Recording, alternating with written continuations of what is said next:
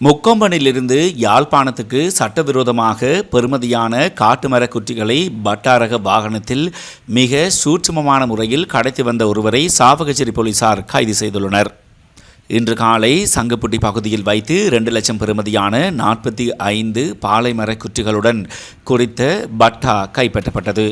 அதே சமயம் விசுவமடுவைச் சேர்ந்த 28 வயதான சந்தேக நபர் கைது செய்யப்பட்டுள்ளதாகவும் இவர் கைது செய்யப்படும் போது சாரதியையும் வாகனத்தையும் விடுதலை செய்வதற்கு 3 லட்சம் ரூபாய் வரை பேரம் பேசப்பட்டதாகவும் போலீசார் தெரிவிக்கின்றனர்.